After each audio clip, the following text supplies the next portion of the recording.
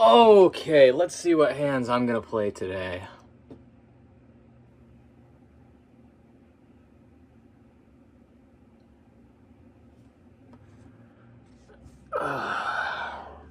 Jeez.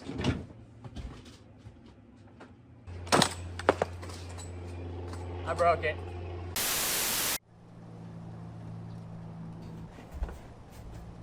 Is this really what you wanted? Bro, Right there? Can you stop? 2 suits? Can you leave? I'm trying to record a video. Get out of here. Okay, I'm leaving. Gosh. Sorry about that, guys. Let me fix that. What's up? How's it going, guys? Back again with another 2-5 No Limit Texas Holdem poker vlog played at the Daytona Beach Racing and Card Club. And the first hand we're going to go over here, yes, is indeed Pocket Kings. We are on the button facing one limp. We raise the action up to $30. Big blind makes the call, but the limper folds. The big blind doesn't really have all that much behind, so looking to really get stacks in here on a decent board. Heads up, in position with 65 in the middle, and that board comes deuce 5-8 with 2 hearts. Big blind checks in here. Since there's no really real made hand, I'm down betting to try to get the big blind to cling to the bottom of his value range or drawing hands, so I bet 25, and the big blind just rips it in for me for about 150. We pretty much snap call it off. We got kings. We're looking good. Before the board runs out, I just want to say one thing. I've been working on my emotional stability over the past year as far as dealing with beats and variance, and I gotta say, it's really one of the most important things in the game outside of the math. Just being able to have the emotional concentration to just accept that beats and variance are part of the game, you know? It's just what happens, you know, even if you get it in as a favorite, it doesn't guarantee your win, so. The board runs out with a queen and an 8, and I'm gonna play you some of the table footage before my opponent flipped their hand over. How much is it?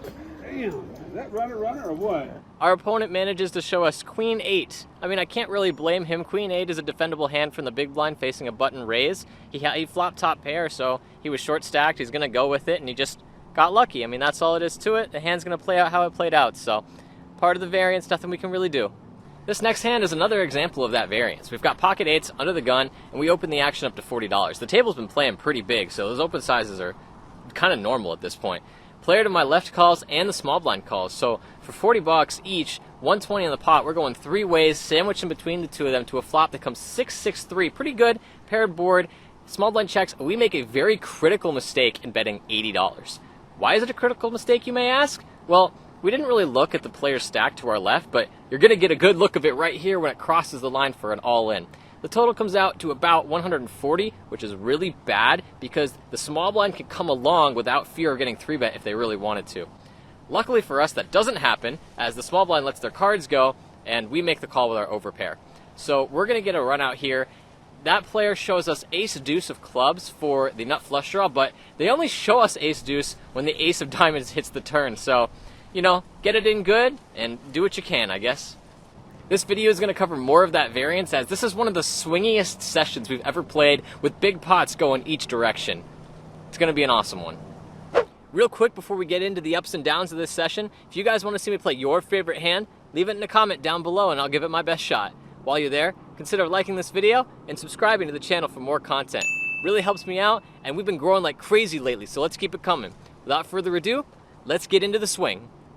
Next hand featuring Ace 10 offsuit, we get a little squirrely, little out of line. We raise it up to $30 from the low jack. We get 2 calls, both the blinds. So we're actually going to go 3 ways to a $90 pot in position that comes Ace 8-8, 2 clubs. The blinds check to me, and I decide to go with a small bet here as I really want to get called by worse. I don't think there are a lot of worse made hands that can call. Ace 10 is already fairly marginal, and maybe we can get called by club draws, even though those are even further disincentivized to call due to the paired board.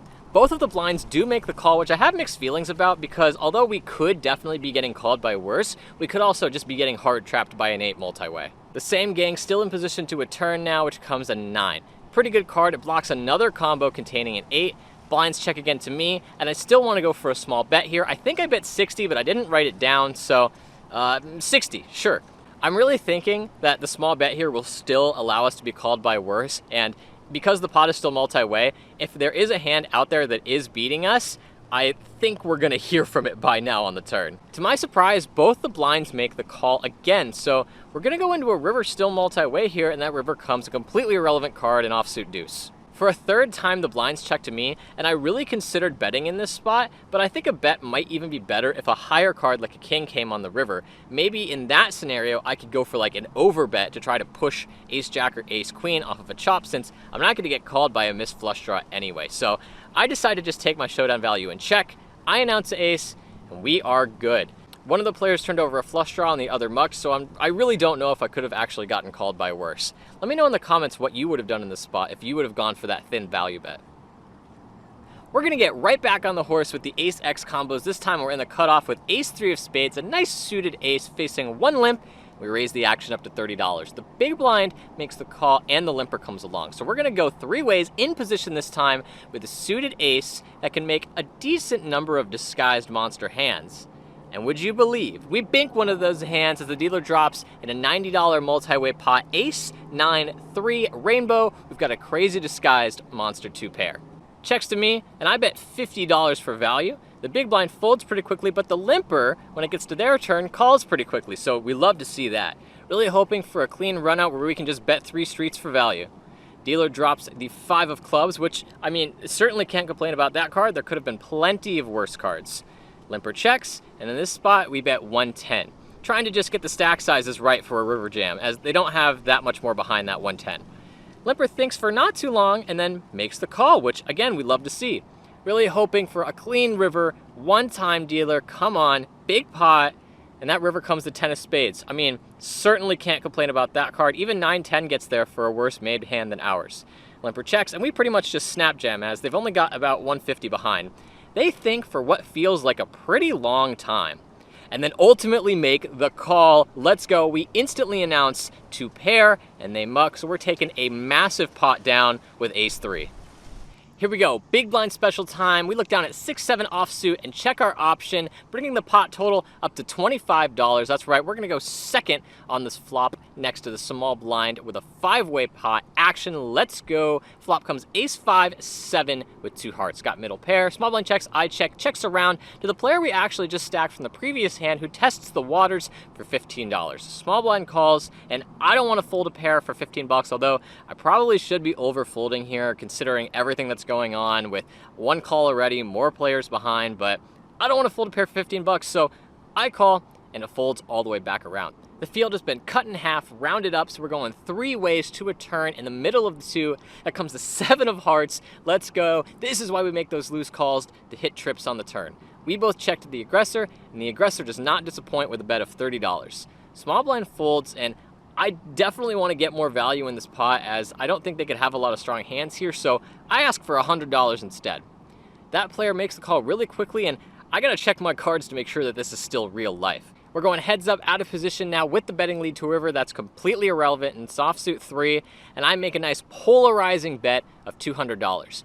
Our opponent goes deep into the tank. I don't really know what they could be thinking about. I mean, I don't think they're going to have a lot of strong hands. I think I give them like a weak ace or a counterfeit 2 pair at best, because like they didn't raise pre-flop and they bet flop, so they're probably not going to have a lot of those hands. I think the only real good flush draw they could have would be king 7, like for pair plus nut flush draw. That's the only real combo possible, but that hand we probably would have gotten in on the turn, so I really have to feel like we're good. Eventually, they do make the call, and I pretty much proudly just show my hand expecting to be good, but this hand gets really weird when our opponent shows us 9-3 of hearts for the turn flush. So they may have gotten lucky this time, but here's the thing. If they're the type of player that's going to bet 9-3 as a complete airball flush draw into 4 other people, you are welcome at my table any day.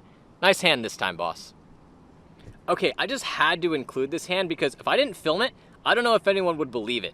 There's 5 limpos to us, and we're in the big blind with 10-8 offsuit, and we check our option. We're gonna go 6 ways first to go post flop with a marginal hand to a flop that comes 4-10 queen. We've got middle pair, that's cool. We check, checks around to the same player we've been battling in the previous few hands, who again bets 15. The next player to go calls, and seeing as how well calling with middle pair worked out last time, we make the call for 15. The next player to go also calls 15, and then it folds all the way back around. So we're going 4 ways into the turn, still first to go, feeling some deja vu from the previous few hands, especially so when the board pairs on the turn with the 4 of clubs. We check, and this time it checks all around. We're gonna go 4 ways still to the last card, which actually comes a third 4. We check, and another time, everybody else checks, and you're not going to believe the hands that actually made it to showdown here. The player to my left shows a missed open-ender in mucks. The aggressor shows 10 deuce for the Brunson. The button shows 10-3 for a boat, and I show 10-8 for a boat. That's all 4 10s accounted for, boat versus boat versus boat, and we're going to chop this 3-way pot for like some really wacky end result. I don't know what to say. It's just, that's so crazy. What are the odds of that? For this very lucky hand, we're looking down at ace 5 of spades, my second favorite hand in the cutoff, facing the player we've been battling from the previous few hands who has raised to $30, and there's a call in between us. So, you know, with this player, yeah, they've been showing down some garbage hands, but all of their pre-flop raised hands have actually been very strong. So, especially with the pot already being multi-way, I'm going to proceed with caution, and I just call. Big blind also comes along for the ride, so we're going 4 ways in position here with 120 in the middle to a flop that comes 4, 7, 10, 2 spades. So, loving this flop. We've got some backdoor straight draws, not to mention the nut flush draw and an over. So, big blind checks, and the pre-flop aggressor continues his aggression for $50. Folds to us, and I think in this situation, I don't have to get fancy. I think I can just call down in position here, because if we hit, our hand should pretty much always be good, and since we're in position, we can always raise. So, I think this is a good spot to just call down and see if we hit. We make the call, and the big blind gets out of the way. So we're going in position, heads up now to a turn that comes an offsuit jack. Doesn't really change the board at all, but I guess we've lost our backdoor straight draw outs. Our opponent bets 100 this time, and I definitely still think we're getting pretty good odds to call, so we throw the chips in there. Please, one-time dealer, give us a nice river to make up for the rivers in the beginning of this video. One time, and the dealer drops the best card in the entire deck. I kid you not, he throws the 2 of spades down on the river. We make the nuts, and it doesn't block any higher flush combos, and it doesn't put any scary overcards out there. Nevertheless, our opponent does finally slope down and check, and I don't really know what the good sizing should be. I don't know if it should be big or if it should be small to try to milk just as much value as we can. I decided to go for a very polarizing size here, and I bet $250. Our opponent goes deep into the tank once again, and all we're scared of at this point is him finding a fold. We're praying, we're hoping, and eventually our opponent does toss in that call. Let's go, and to our shock, they show us pocket jacks for the turn top set. I mean, that is just so sick. That is a brutal beat. We're going to scoop this massive pot with the nuts. Feels good, and it puts us back up on the session. Not too long after we won that big pot, the player on my right convinces me to straddle on the button. So here we go, $10 on the button. There's 2 limps, and we look down at 9-4 off suits. Not going to do anything with this hand. We check, so 30 in the middle, 3 ways in position to a flop that comes ace 3-5 rainbow. We got a gutter, at least we've got equity. The player that we've been battling for the previous few hands that we just can't get rid of bets into the field on the flop for $15. That classic 15. He limped, so he's probably got garbage just to see where he's at. And I think with this hand, this should be one of those classic hands where we have equity but no showdown value, so we should go for the bluff. That's not what I do though, and I just call, and the other player folds. Can't condone it, but whatever. Heads up now in position to a turn that comes a 6. Hey, you know, we're open-ended now. That player bets 30, and in this spot, he hasn't folded to one of our turn raises yet, so I don't think it's time to start doing it now. We've got, like, more equity now with our open-enders, so we make the call. Heads up, final card incoming, and we do improve, except it's a 9. We go from 9 high to a pair of 9s. Our opponent bets 30 again, and this is just, like, insane value, right? Like, I'm good here, like, 0% of the time, so I reluctantly let it go, and our opponent is nice enough to show us ace 6 for 2 pairs. So yeah, it's interesting though that the turn has really been the action card between us since we've started battling. I still may be slightly affected by the previous vlog a little bit, as 9-8 suited under the gun looks like an absolute monster to me. We raise the action up to $40. We get 2 calls, the hijack and the small blind. With 120 in the middle position, we're gonna go to a monstrous flop of 8-6-5 with 2 clubs. Oh my goodness, we smashed an absolutely crazy board with a perceived range that doesn't connect with the board at all. Time to get the money in. Small blind checks, we bet 85. To my surprise, the hijack calls, and then the small blind calls. So if both of these players are willing to call 2/3 pot on the flop, I may have to exercise a little bit more caution. Still 3 ways to a turn, which comes one of the worst cards in the deck. It's another 6, complete action killer. Small blind checks, and I think we're gonna shift gears at this point and go into check call mode. So I check, and the hijack checks. We're still 3 ways after it checked around once to a completely irrelevant card on the river. It doesn't change the board at all. Small blind checks.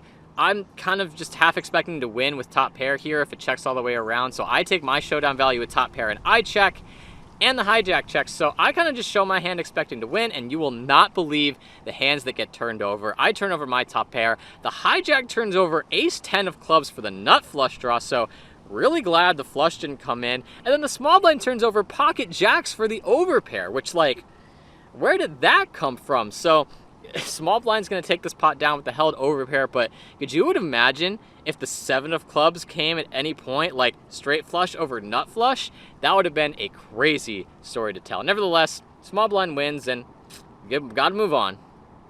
We lost some other small to medium-sized pots that I decided ultimately not to talk about as they weren't that interesting. We just got knocked down a little bit. We were about to rack up and leave, but that's when another action player sat down at our table. So we're going to get one more hand in against him. We've got Queen Jack offsuit in the big blind, and the action player has raised it up to $25. The small blind calls, and I defend the blind for $25. So we're going to go 3 ways with 75 in the middle position, to a flop that comes Queen 10-5. Blinds check to the aggressor, and the aggressor bets $25. Small blind folds, and I make the call with top pair.